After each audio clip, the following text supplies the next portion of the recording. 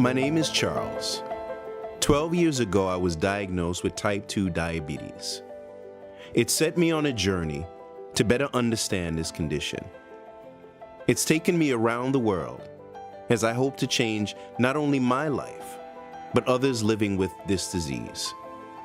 I've teamed up with some of the best in health to find ways to not only control, but to reverse. It does not take much to live for others, and what we leave is how we will be remembered. I hope at the end of this journey, we will see that hope is a good thing and the start of a better future. Welcome to ReverseD.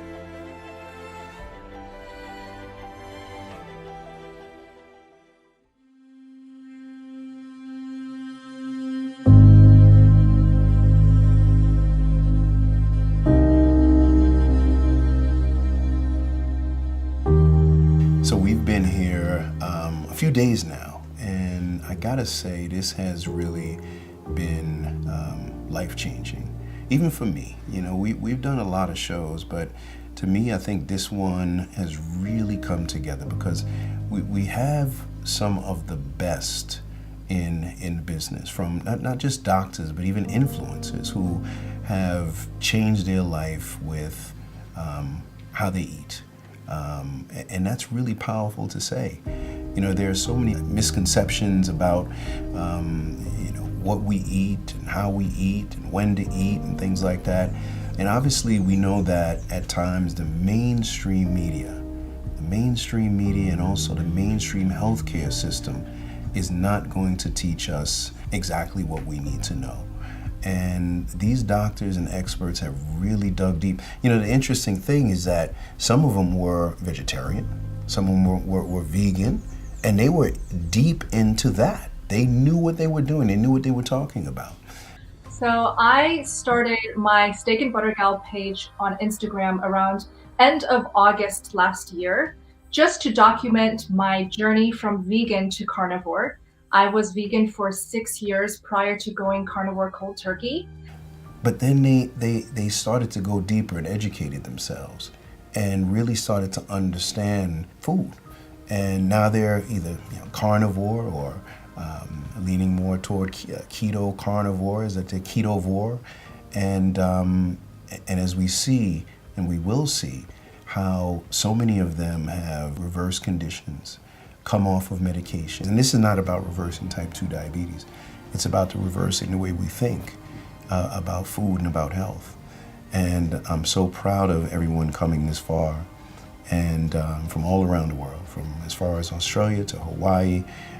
We've got some of my friends who came back to me, like Dr. Asa, Maria, Ken, Berry, who believed in us so much on the first season that they came back to just be a part of healing. I hope at the end that this will reach enough people that people will start questioning, asking their doctors the tough questions, looking in the mirror and asking themselves the tough questions, because they need to be asked. I mean, we are here for a short period of time, and none of us want to be sick. And nobody came out here for anything other than to leave their impact. And there are no stars here. Everybody is just, we're all one. And that's what Reverse is all about.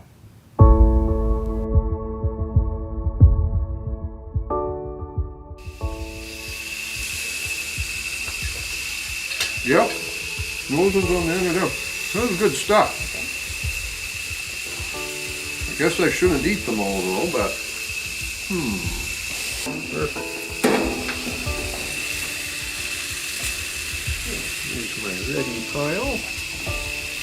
Hey, good morning. It's a great day to awake in Costa Rica to a golden sun that we thought was a floodlight happening in the room, because we hadn't seen the sun risen at 5:30. Not to mention the cool, refreshing walk through the hills, the mountains here. I was getting the feeling this morning, and it's very easy when you've got such a beautiful place and terrific food, but all the experts coming in It's almost as though we're in this special, it's like the movies where you're in this special resort area where the fountain of youth is.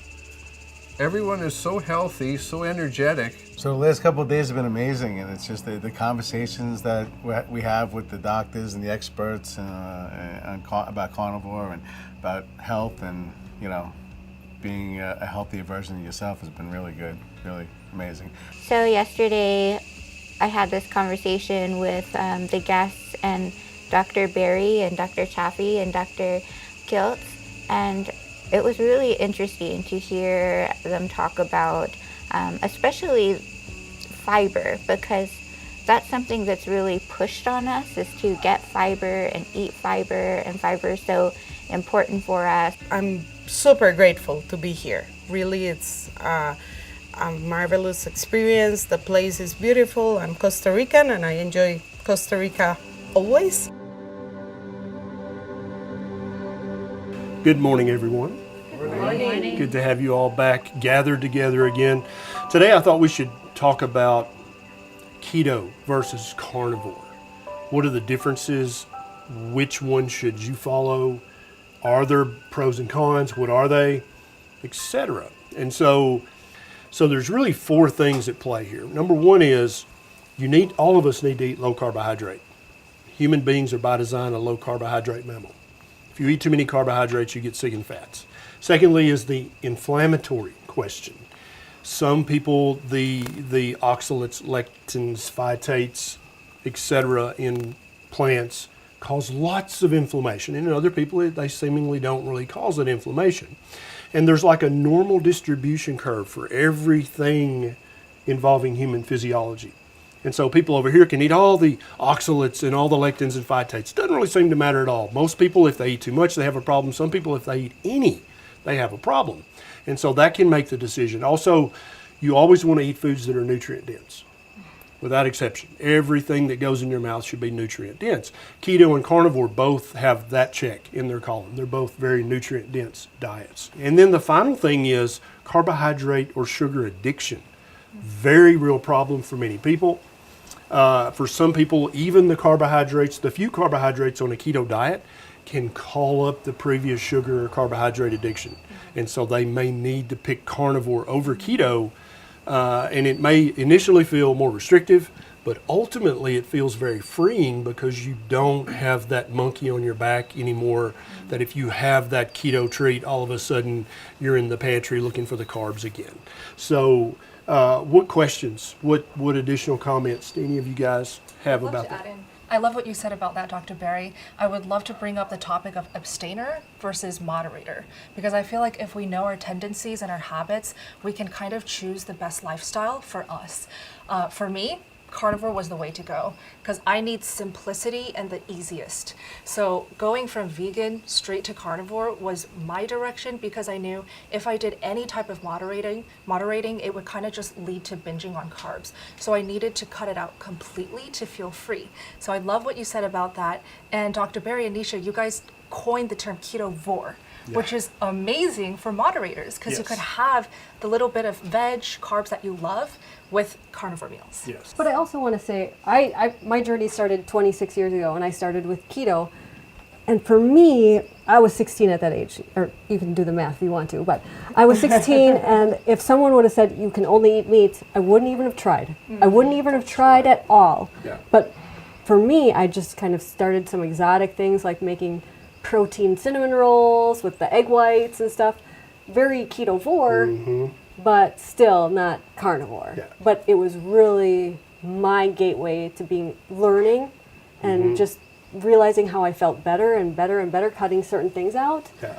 So I think it's kind of like, do you rip the Band-Aid off and do it all at once? Yeah. Or are you like baby steps? I think the momentum that I've created with the keto and then ketovore eventually led me to be a lot more open to receiving the carnivore message and to trying it out. And I feel like a lot of people would do best that way as well. For others, they might be able, like you just went, full-blown carnivore and it worked for you. So you have to know your personality type, your history, addictions, things like that, and then try it both ways, see what happens.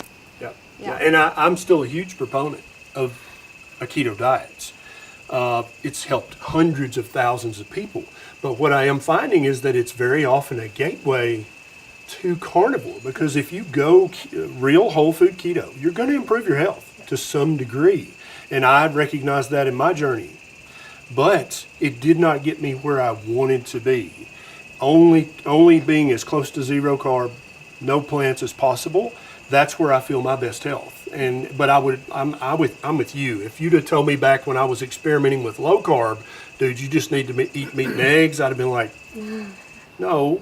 I love being here and learning from all of you and understanding that each of you have a twist and a difference, and that makes unique the process, because it's learning about yourself and understanding what gives you a better way to continue in the process. So for me, it's been like very inspiring to know that. So Dr. Ken, and in fact, then we would maybe at 10% carnivore, you may be at 100% carnivore, and we are all going along that spectrum to becoming to it. I think for many people, it's a natural progression. So first of all, let me just say this very blatantly. Any dietitian or nutritionist that says that meat plays no part in the human diet is currently ignorant. And I don't mean that as I'm not being derogatory. They just are literally ignorant of what they're talking about. And that's very common in the nutrition and dietitian space. Every human on the planet needs to have at least some percentage of meat and eggs in their diet by definition of what species we are. We should talk about falling down the carb hole, like big time. Because I know a lot of carnivores, they're loving this lifestyle and they're like, let's dabble in some keto sweets, a little harmless snack with stevia in it. They have that bite and it opens up their addiction again. And the next day, they literally fall into that carb hole and they can't get out. So what are some tactics that we can help with where they won't fall into that carb hole, they won't dabble into those sweets, even though they feel like it's harmless and stevia is not going to do anything to their health? Yeah, well, I think the very first thing that needs to happen is every nutrition expert needs to admit that there is such a thing as sugar addiction, carbohydrate addiction, and I think that really 10 years from now we're going to look back and say it's actually a sweetness addiction, because our ancestral DNA doesn't really know the difference between stevia and sugar when it comes to our taste buds. All we know is, something sweet. That's what I tell my students also. Anything that comes out of a package is not food, it's a science fair project. You have no business eating it. Even if you have no problem with sweetness and you can have some berries, the focus should be on a whole foods ketogenic diet if that's your starting point. And maybe you could tolerate some sweetness as you transition, but keep that to less than 5 to 10% and be aware, are you an abstainer or a moderator with regards to cravings and the sweet taste? Isn't this fascinating? Yeah. That was part of my symptom. Excellent conversation. There's so much more we've got to talk about. And so thank you guys for joining me out here today. Thank you. Experts.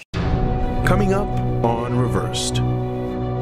Sad to say, one of our amazing guests is going to be leaving our house soon. Were any of you guys, when you first heard about carnivore, were you like, where will I get vitamin fill in the blank? I'm really excited about this next segment. Carbs, plants, and sugars damage our cells and bodies, causing dysfunction and disease. Leading fertility specialist Dr. Robert Kiltz has a solution for improving your health and wellness. A high-fat, no-carb carnivore diet featuring inflammation-reducing foods like bacon, eggs, butter, and beef, combined with intermittent feasting, improves glucose and insulin levels and virtually all aspects of your health. Learn more in Dr. Kiltz's new book, Kiltz's Keto is Carnivore, a guide for a fertile life and beyond. Available at Amazon.com.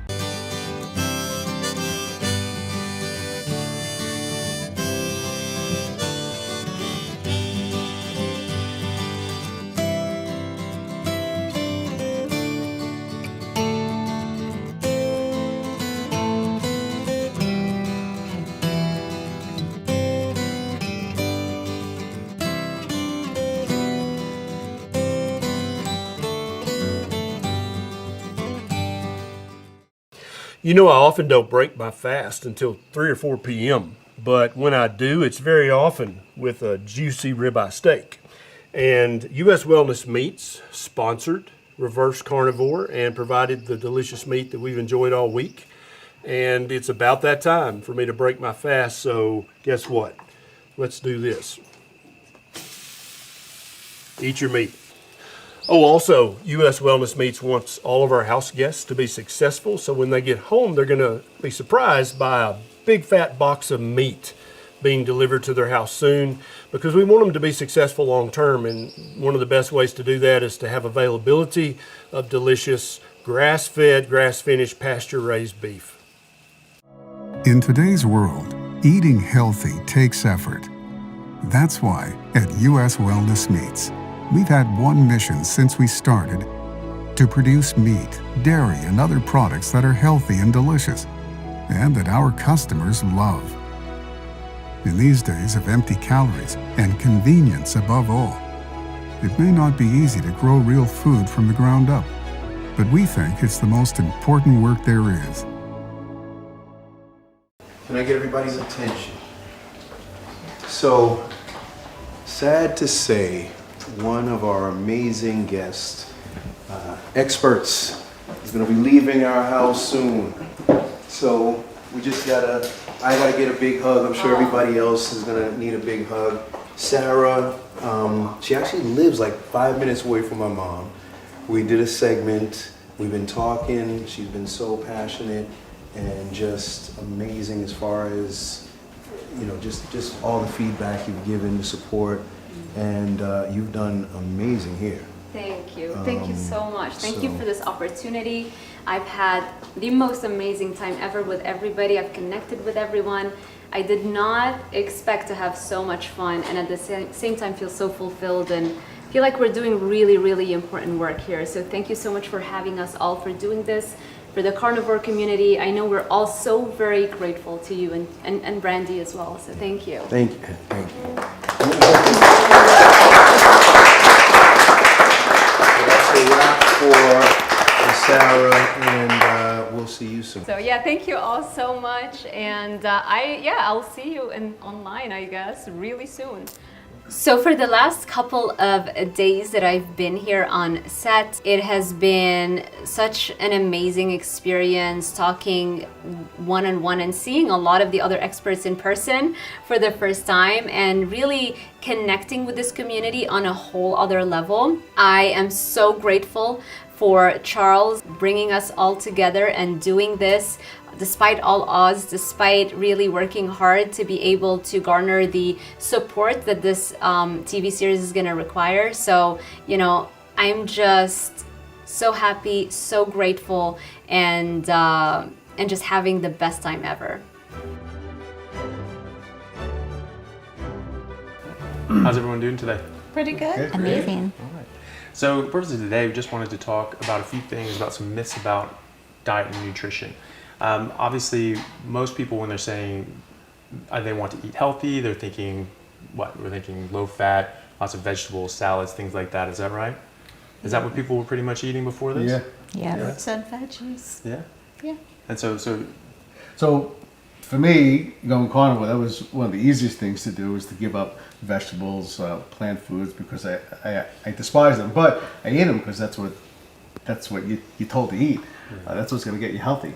You know, one individual was saying 7-8 cups a day of salad, like spinach, kale, you know, and the taste it's a bitter taste. I don't like it, and it's just like I was dressing it up with so much garbage just to kind of get rid of the nasty taste of it. And did you try that? Did you try those 7 servings of I vegetables did. and things like that? It was almost impossible to finish it. And did that help your health? Did that help you lose weight? No. So who here eats vegetables and salads and things like that? Who thinks they're healthy?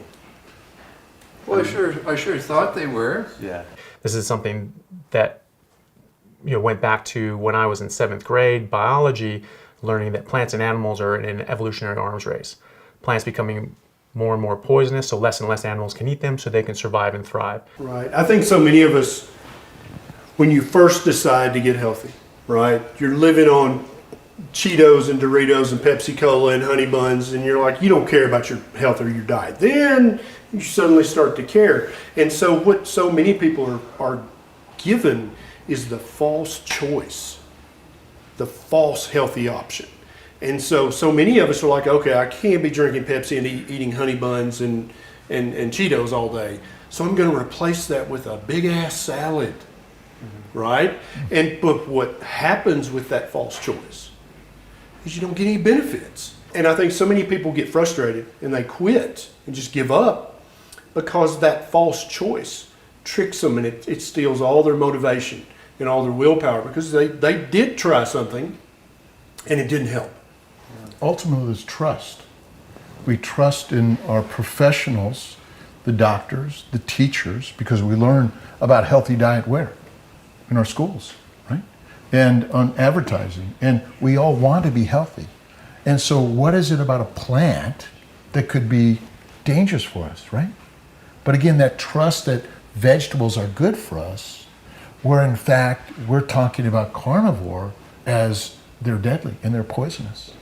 And yet in keto, and maybe this is the confusion, we've all come from the keto world in one way or another, there are keto-friendly vegetables. But are there really? And I know for myself, I suffered and I found that they were deadly and damaging. I call salad nature's toilet paper. Ultimately, it's contaminated and deadly. And so by simply eliminating my salad that I loved, Caesar salad was my favorite, but also spinach salad, loved it. And I suffered from kidney stones for years.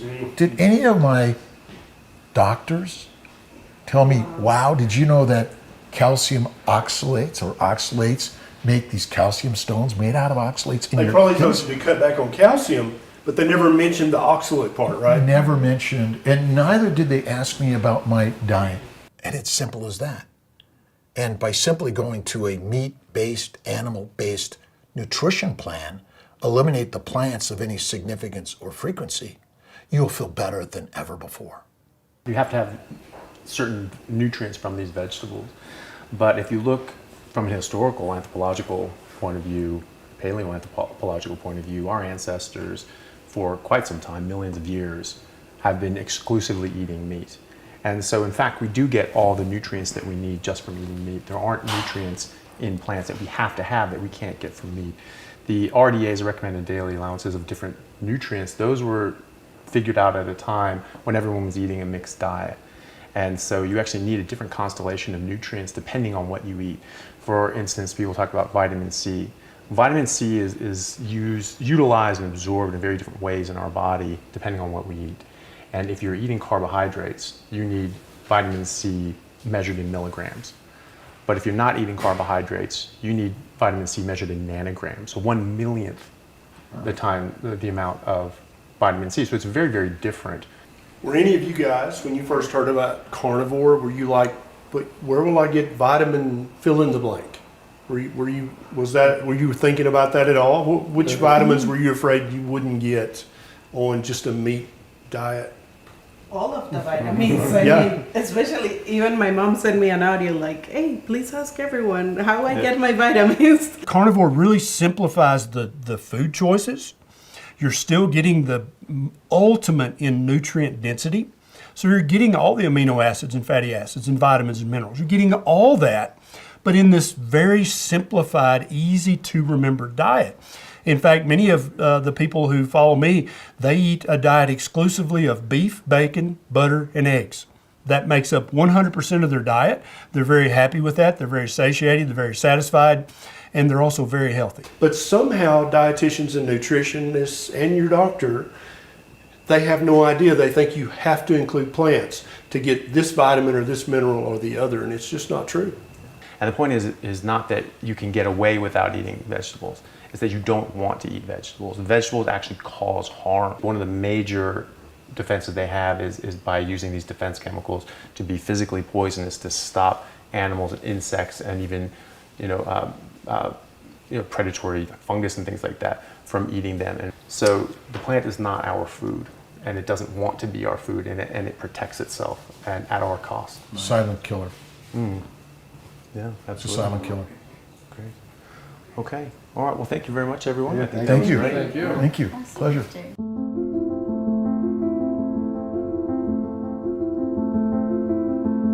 Hey guys, I'm really excited about this next segment. We came up with something fun. We had some viewers and fans that were online. I may even recognize a few familiar faces, actually, yeah. So they have sent in some questions. We're going to try to answer those questions, and if you have questions while we watch, you can ask us too, and we'll do our best. Does that sound good? Sounds great. All right, check it out. With the carnivore diet, I understand eating a lot of meat. However, there's a lot of different opinions out there. So what are your thoughts on eating organ meats? Are they necessary to thrive, especially long term? Do we need them? Or also, could they be hurting us? Is it something that we actually have to watch out for, vitamin A toxicity? So I'd love to know your thoughts on what you think about organ meats with carnivore. Oh, well, we talked about this some, but I love one thing Dr. Berry said, I think we talked about this yesterday, right? Was about how our tongue is so knowledgeable. Now, when we're on processed foods and we're still eating addictive sugars and sweets, our tongue knows nothing, right? Like we're just addicts, so our tongue will say, oh, you need the donut. But then when we get off of all that, our tongue is really the gut-brain connection. It's so wise. And so there are people that say that liver tastes amazing to them, and I think those people should definitely eat it. And then there are people who eat it for a little while, and it starts to taste not so good. Out of an abundance of caution, because liver is such a superfood, so full of vitamins and minerals, all right? Especially rather than take a handful of supplements every day, why not eat 2 ounces of liver once or twice a week? And I think it can be any liver, chicken liver, cod liver, calf's liver, duck liver, oh my God, really tasty. But I do think Kelly's exactly right. If liver suddenly becomes distasteful after you really loved it and you're like, nah, I don't want it, I think that's your body sending you a signal. You've got what you need right now. In the beginning of my carnivore journey, I used a lot of crutches to get me through and stay off of the standard American diet. I would drink coffee and I put spices on everything. Now I'm entering my 4th year as a carnivore and I'm wondering, is coffee, which isn't carnivore, bad for me? And what about spices? I use spices on all my meats and I love it. But it's technically not carnivore either, so I wonder if these things are okay. Go. All right, off coffee now for 6 months, a coffee addict for at least 50 years, if not more. I always said coffee is okay. But once I stopped, I believe that I felt better than ever. And the addiction for me was gone quickly because I had some great support for people that encouraged me. I think coffee is not the best for us. But when you're starting carnivore and you're in it, it still probably is not that bad, I think, as Dr. Berry often says. And adding cream or butter probably tames the side effects or the bad components of it a little bit. But remember, it is a plant product. It contains a drug from a plant, caffeine for one, and likely many others. So my general recommendation is work to get off of it, but eating plants and vegetables and fruit is probably the worst scenario. Eliminate and get to minimize, if not eliminate, the coffee at some point. Hi, my name is Belo. I live in Quebec, Canada. I'm on a carnivore diet since 1 year. In my area, the grass-fed meat and fat is twice as expensive than grain-fed. So my question is, how much better is grass-fed compared to the grain-fed meat and fat? Thank you. So when you say grass-fed, what you really mean is grass-fed and grass-finished. That's what you really mean by that. Now, the omega-3 content is about 3% higher. But what did he say the price difference was? So should you pay double the price for a 3% increase? Or just buy that and a can of sardines every week. Or that. Because sardines are also cheap, right? Yes. Or cod liver is also cheap. And so this is a false this is one of those false arguments that we all get into, like, oh my God, and we have these huge debates and stuff, and really it's a non-issue. Also, grass finished has a little bit higher polyphenol count. So instead of getting your polyphenols from plants, you can actually get it from grass finished beef. But is that a big deal? Probably not. So really let your pocketbook be your guide. If you can afford grass finished, then I want you to buy grass finished. But if you cannot afford grass finished, panda massaged meat, buy the best meat that you can afford, because that is 1,000 times better for you than a plant-based diet. But ultimately, the difference between grass-fed, grass-finished, and grain-finished doesn't matter. You eat the meat, find something for your pocketbook. That's the best way to do it. This is a great Q&A session. And did you guys enjoy it? Oh, we did. Awesome, Yeah. awesome, Oh, awesome. amazing. Thank Much you. more to come. Thank you. All right. God bless. Thanks, everyone.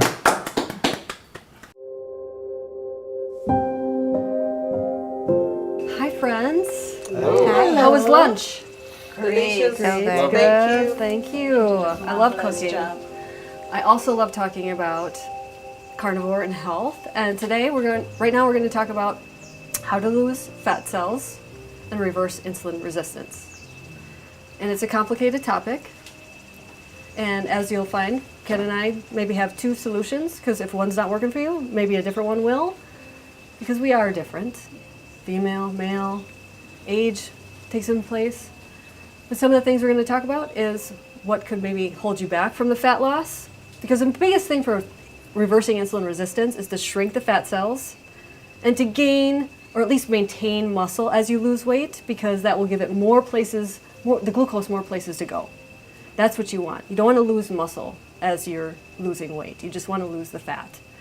Because I'm not trying to pick on you, but you're very small. And you have? Oh, pick on me. You're very small, but you have type 2 diabetes. Yes. To somebody else, you look so healthy and small, right? You are a great example. You don't have a lot of fat cells, but the ones that you have at this moment are stuffed full.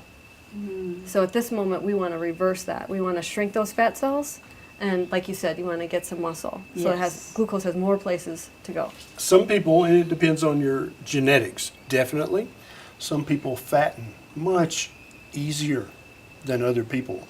And so certain ethnicities can become very severely obese, but not have type 2 diabetes. Right? That's possible. And so other people can remain very, very slender and seemingly healthy by modern standards, but have severe uncontrolled type 2 diabetes with an A1C of 13.2. Exactly. Right? And so we have to realize that metabolic disease can present itself differently in different people, depending on, it's probably genetic, but there could be other factors at play we just don't understand yet. Right, but if you still have insulin resistance at that weight that you're not comfortable at, you have to shrink the fat cells more. Yeah. Because you're eating past your personal fat threshold. Your personal fat threshold is, everybody's different there, and you can eat totally carnivore and eat past your personal fat threshold. You're just filling the cells too much, and sometimes that does happen. You can't eat all day, all the fat. You know, we're just saying maybe 2 meals a day would work better for you. Some way to get that personal fat threshold down, and some ways to do that would maybe be focusing on meat, fatty meat, whatever, and maybe just don't add the butter to it to stop. So when you say insulin resistance, what is that like? How's that explained? What is your definition of insulin resistance? Insulin is like a net over your fat cells. It's holding everything in. And when it gets too stuffed, your personal fat threshold is too stuffed, your net just can't hold it anymore. It's freaking out. And it's kind of like when we're looking at your blood sugar versus your insulin levels. Let's look at it like an RPM, like your car and your speedometer RPM, okay? So let's say you ate a bunch of protein and your blood sugar goes to like 120. So it looks really, really bad. But your insulin is just cruising along. It's in the green zone. It's like barely idling, right? That's the good home IR. That's where you want to be, okay? But if you just ate 2 sticks of butter, your blood sugar might be 80. Looks great. But you ate past your personal fat threshold, your insulin is pegged. You're in the red line. That's a danger the zone. fat caused an insulin spike? If you're eating past your personal fat threshold. Because I haven't seen that in the research literature, nor have I seen that in my It's practice. not the fat in general, it's the too much what? food, fuel. You're eating too much fuel. But in this case, fat would be the fuel you're talking about. I'm just saying it's usually protein that's going to raise your blood sugar and everybody freaks out. So maybe you should eat So if you just ate maybe protein. you should talk about your personal protein threshold then? So if you ate, say, a whole bunch of protein with 2 sticks of butter on top of that, even though So the protein caused the insulin spike, or the insulin, or the fat did? I just said with the protein, the insulin didn't move. But you have the protein plus the fat, then it's going to... So the fat caused the insulin spike? It's just, you ate past your personal fat threshold. You ate I too don't know many what that calories. term means. I haven't read that in the literature. You haven't? Mm-mm. Okay. Let's not make it about you and me right now. I wasn't. Okay. I can often get intimidated by people like Ken. He's an intimidating guy. He's a very big person. He can also eat a lot more than me because I'm about 1.5 feet shorter than him. But I do know my facts, and I do know when you eat copious amounts of fat, it only has 2 places to go. You can be burned as fuel, or it goes to the fat cells. Only about 8% goes through the stool. If more than that goes through the stool, you have diarrhea, which is not a good thing. So what happens is when you eat past your personal fat threshold, that insulin net can't hold it anymore, and you get insulin resistance. That's what I was trying to explain. I do know my stuff, and I do know he has a YouTube about personal fat threshold. So it was just a little upsetting how he had to treat me that way. I felt like he wanted to make sure I didn't know more than him, but I think I do.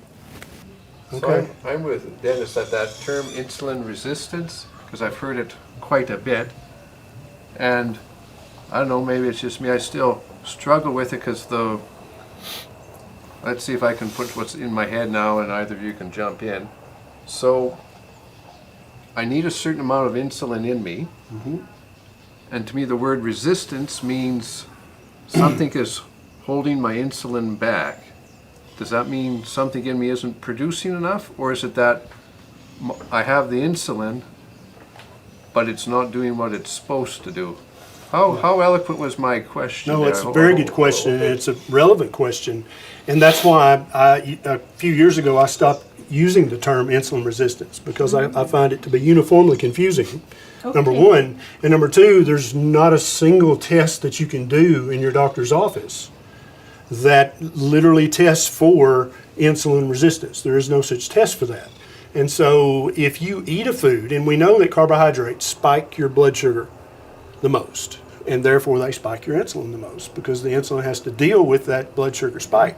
Protein raises your insulin to some degree, but not as much as carbohydrates, but your insulin still has to go up to match the protein intake. Fat barely bumps your insulin at all. And that's why many people find that when they eat a higher fat diet, they tend to burn fat faster, because if your insulin is elevated, if you have hyperinsulinemia, insulin does hundreds of things in your body, but one of the things it does is basically tell your fat cells to lock the door and don't let anybody out. And so when you've got hyperinsulinemia chronically, it's almost impossible to metabolize the fat that's stored on your body. And so I find that it helps people a lot to talk about what's your blood sugar, what's your A1C, what's your fasting insulin. Because then immediately you're like, oh, I get it. So if my insulin's chronically elevated, I've got hyperinsulinemia, that's bad. I can fix that by eating a low-carb diet. And then when my insulin returns to low enough normal, that unlocks the figurative door to the fat cell. And then you can start to metabolize away the excess stored fat. I want my insulin level to be as low normal as I can get it if your goal is to burn stored fat. If that's your goal, is to lower your percentage of body fat, then you want that insulin level to be as low normal as possible for as many hours a day as possible. So if I understand correctly, we want the insulin level to be as low as possible if that person wants to lose fat. So in my case, I do not want to lose fat. Right. What is the scenario of insulin for me? So again, from just a stack of research literature, that hyperinsulinemia also leads to a host of other conditions, including fatty liver, including hypertension, including PCOS, including acne. And so everyone wants their fasting insulin to be within normal limits. And so if you're eating a very low carbohydrate, because a lot of people have said to me, and probably you too, I can't eat keto, I'm too skinny. I don't want to lose more weight. And they're assuming that keto or carnivore is just a weight loss diet.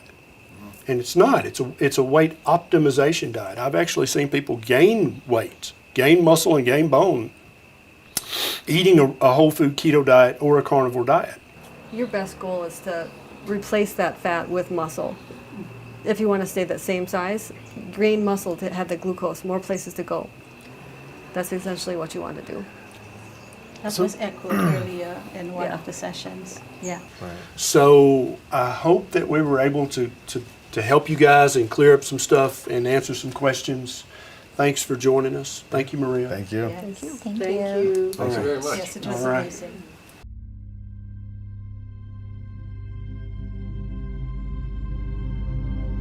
Maria and I go back a long way. I love Maria like a sister, and that's not the first time we've ever butted heads, and it probably won't be the last. We're both very passionate in what we do, and we believe strongly in what we're doing. We don't agree on everything, and I think that's fine. I think that's healthy for the community, for there to be alternate theories and hypotheses. I try not to ever let it get to me. I try not to get emotional, but some people have more problem with that than others. Yeah, I showed him the video. I said, "You said you didn't know what this was." And I showed him the video, and he's like, "No, I didn't say I didn't know what it was. I said there was no medical research about that." And it's like, there is absolutely a lot of research about it. So, I don't know. I just think he wants to be the big fish, make sure that I kept in my place, but I know my place, and I'm doing a very good job in it.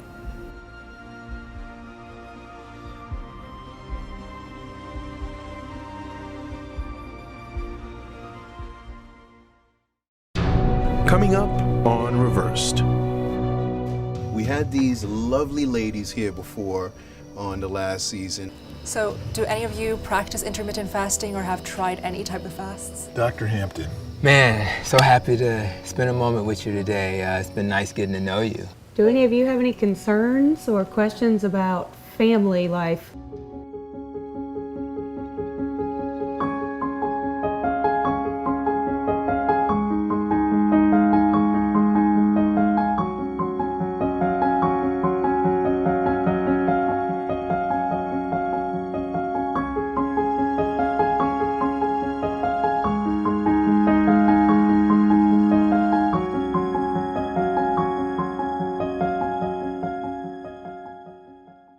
Dedicate ourselves to a simple code. Know your food, know your farmer. Our foods are loaded with omega-3s, CLA, branched-chain amino acids, and vitamins and minerals because we raise and prepare them in a healthy, sustainable way. Our efforts today allow our children and grandchildren to enjoy healthy food tomorrow. They're good for the planet and good for you. If you're looking for a way to optimize your carnivore diet and get the most nutrition possible, organ meats are probably the best way to go. But if you're like me and you don't like eating liver, you don't like eating organ meats because you just don't like the flavor or whatever, the best next option is to get some supplements where you're getting the actual organ with the actual full complement of bioavailable vitamins, minerals, and everything that you need to optimize your nutrition. MK Supplements is a family-owned business that has offered to provide all of us here on the show some excellent product, and it's something that you should look into if you really want to make the most out of everything that you're doing to improve your health.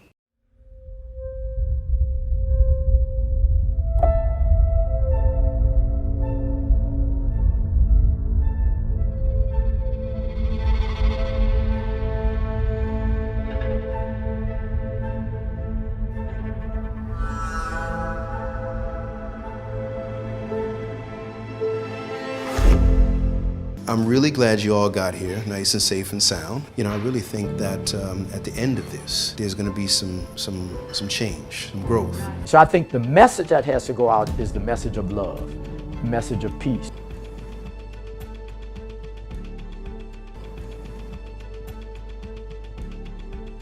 So once again, we have brought all of you amazing people a little bit of local culture. And once we couldn't be in Costa Rica and not have that.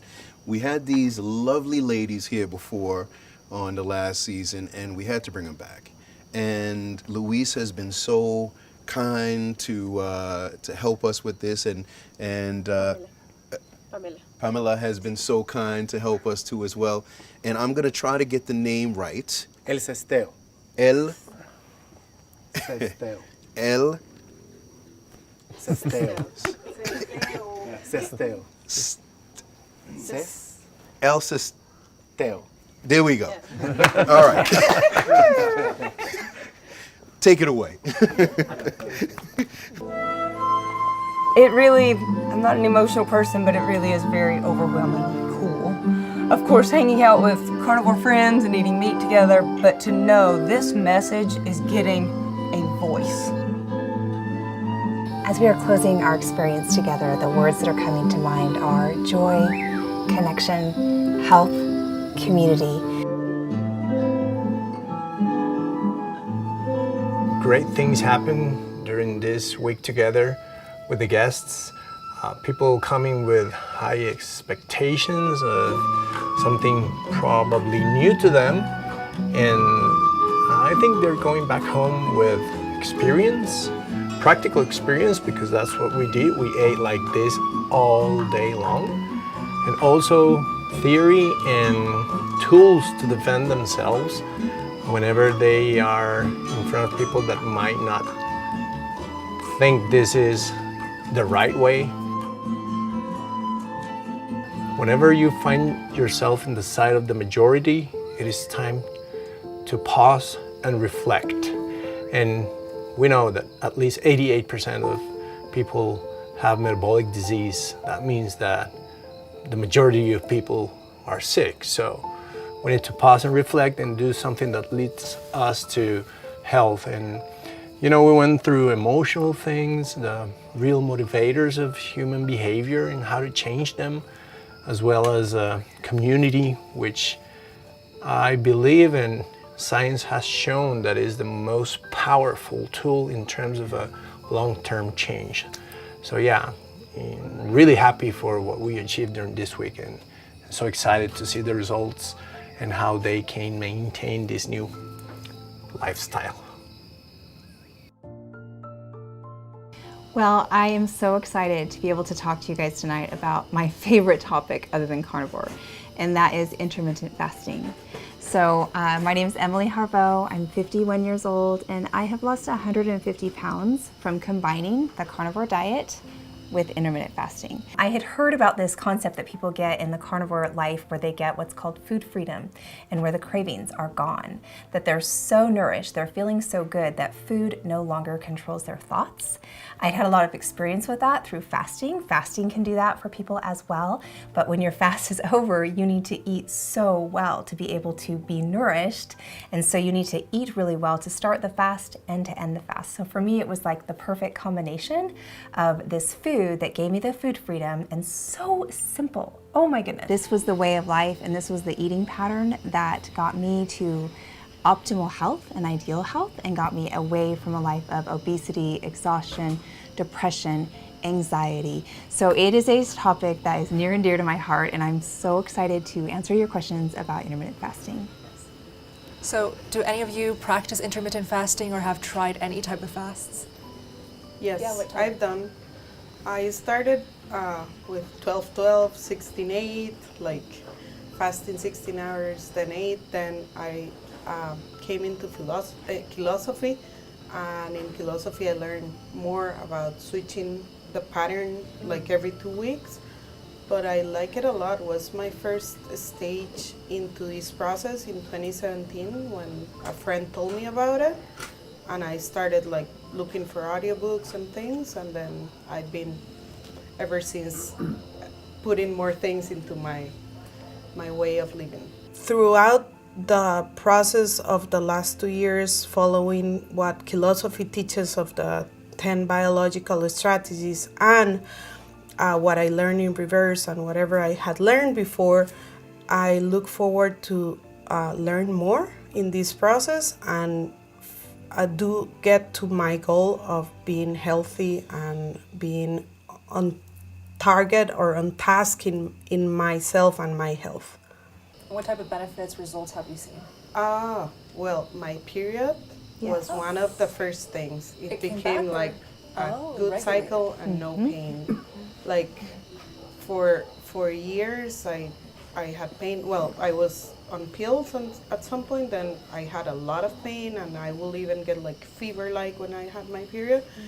And then I started intermittent fasting, and everything went away. So that's the thing, polycystic ovarian syndrome is one of the leading causes of infertility in women, and quite a lot of people don't realize exactly how this comes about. Well, one of a major cause of polycystic ovarian syndrome is actually hyperinsulinemia, so the insulin levels are just chronically high, they're just constantly high, and that can do a lot of things in your body. It disrupts your metabolism and sort of switches you from a fat burning metabolism to a fat storage metabolism. But one of the most important things that it does, especially in a woman's body, is it blocks a conversion of testosterone into estrogen. So women don't actually make estrogen directly. It starts from cholesterol. There's about 27 intermediary steps, and the last one right before estrogen is testosterone. So you actually make testosterone first, and then that's converted into estrogen in the ovaries. But high insulin blocks that, and so just by going into a ketogenic diet or intermittent fasting, you're going to reduce that. I think for a lot of carnivores, when they start carnivore, they start healing. Hormones are balanced, cycle comes back. For me, I lost my period for 2 years, and then it came back after I went carnivore. I ate multiple meals throughout the day when I first started because I was pretty hungry. I initially gained a lot of weight, but 6 months of consistent carnivore eating, I started to feel less and less hungry. And I see a lot of carnivores kind of naturally just start intermittent fasting after a couple months of consistent meaty meals, animal fats. After 6 months for me, I started just eating 2 meals a day. I feel starving all the time, yet I'm bloated 24/7. My skin is getting worse. What is going on? And so I really relate to those sentiments. I went through that because of the vegan diet. And after watching those ex-vegans turned carnivores, that inspired me so much. And I was so desperate to heal and get results and turn my health around that I was like, let's do this. So I've experienced a lot of extended fast. That's kind of been my jam. So I like to do every other day, alternate day fasting, 48-hour fast. And what I noticed with carnivore, especially once I went to high-fat carnivore, that my fasts got so doable and easy. It was not a struggle. It was a neutral state. It was a state of just eating enough at this one period of time. Took some intention, but it's not starving. It's not, I can't handle this. It's not what we call white knuckling. It's, yeah, exactly. Because once you're getting to those white knuckling and you're, nauseous or shaky, that's time to end your fast. So fasting is a muscle, and it's a training, and it's an adaptation. So what I have found is it's best to start slowly if that's something that you want to incorporate into your life, to start with like a 2-MAD, move to an OMAD. These are 2 meals a day, 1 meal a day. And then pretty soon, if this is something that you guys want to try for your healing, you can start doing alternate days and skipping days.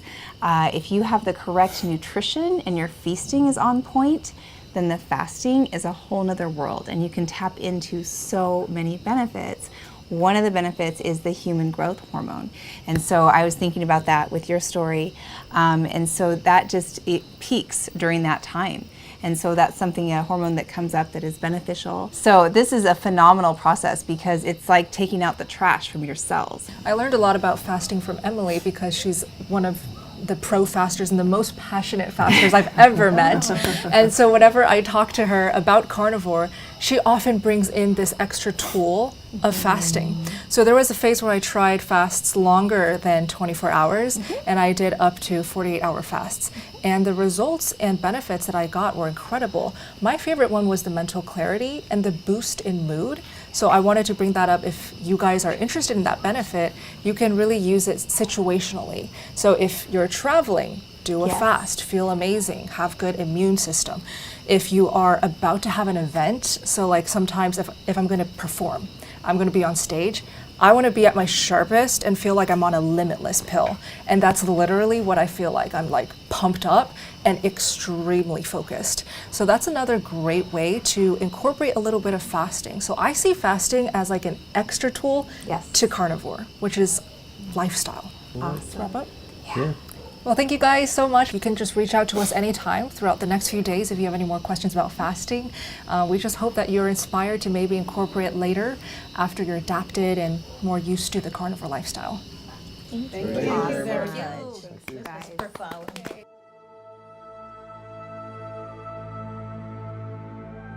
Dr. Hampton, Man, so happy to spend a moment with you today. It's been nice getting to know you. I see you in the virtual world, but you know, here you are in front of me. So it's been nice to get to know some of the people I love and respect.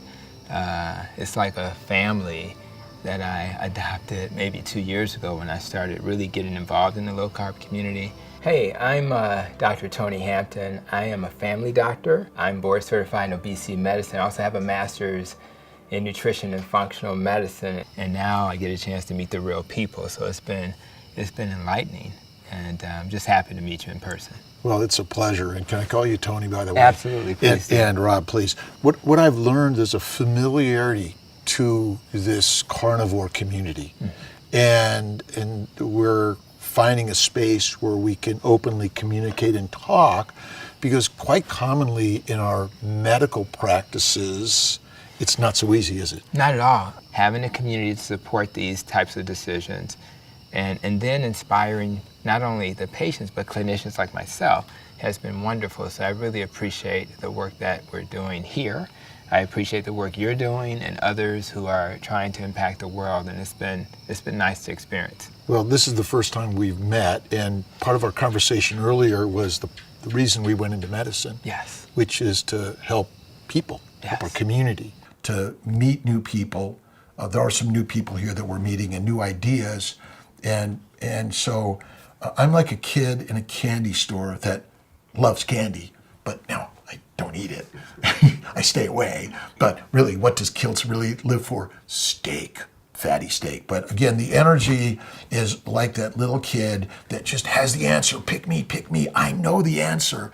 But I'm still excited to learn as a student and to be part of the teaching.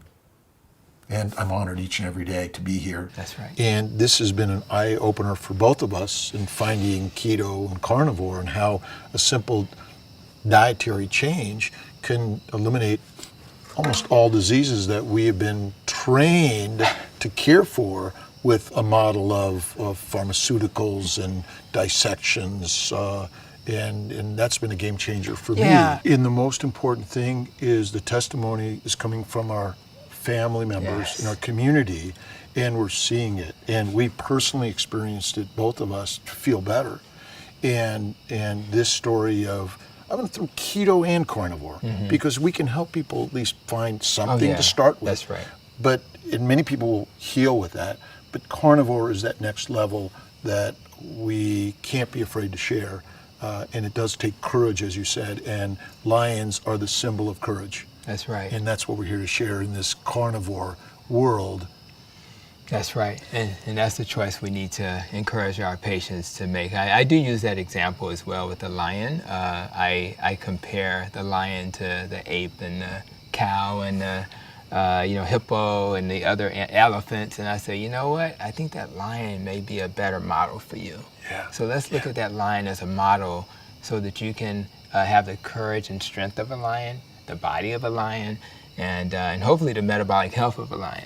The most important things in life are hard, but every human being I've ever met is capable of hard. Yeah. And that's our job as physicians, to inspire our clients, our patients, our community, that they can do it, and we know they can, and we're going to give them the tools that they will be successful in their endeavors in this and in many other things in life. Well, I'm just happy we met at this event, so let's keep doing this work, and I appreciate you, man. I love what you're doing. God bless you, my friend. I love you, and I am here to be part of the journey to share and encourage people. Appreciate you. All right. All right, thanks. God bless.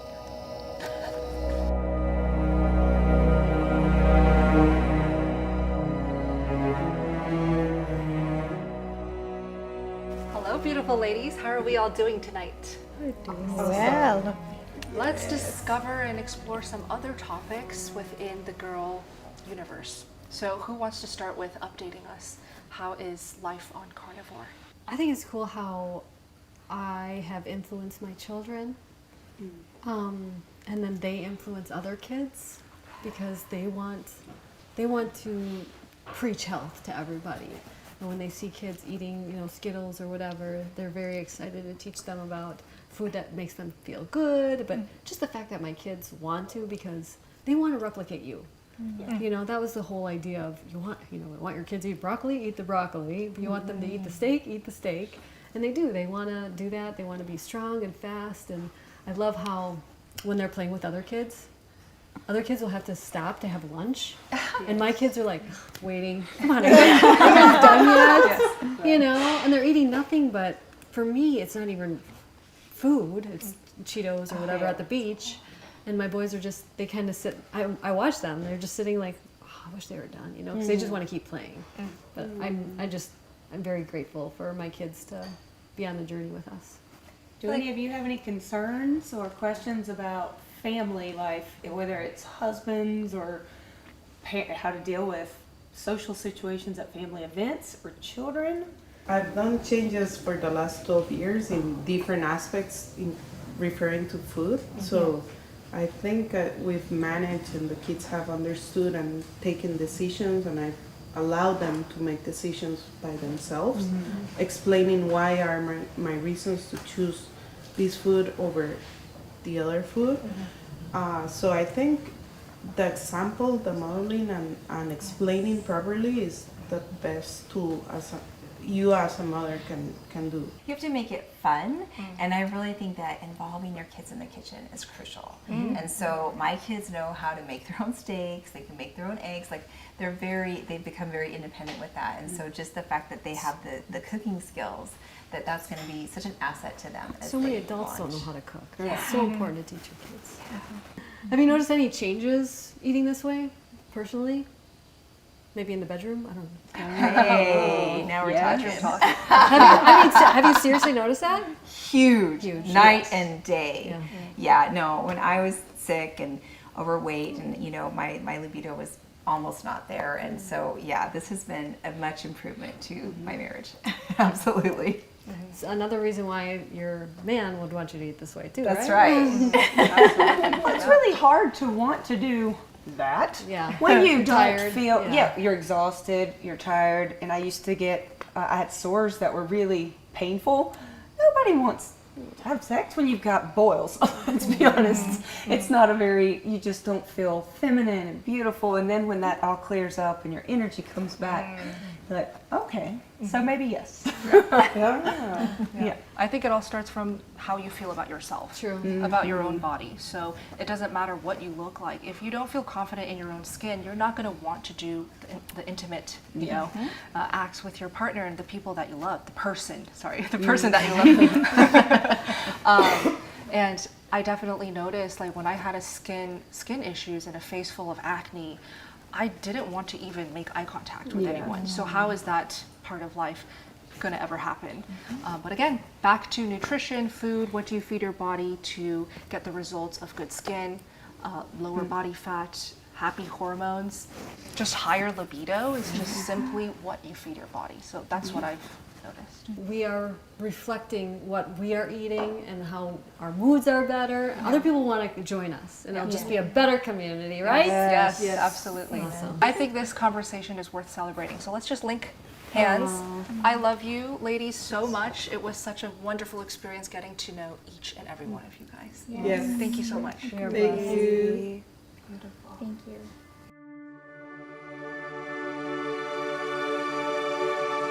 Having some of the best experts part of this journey has been so key. What the guests will learn would have taken months, if not longer, to get the traditional way of healthcare. I think that's been one of the keys. One place, one message of health. Not everyone has to follow the same path as far as nutrition. We can all find what works best for us. But there are things that we know are certain, that we are aware of and have the tools and can change the outcome with the right information.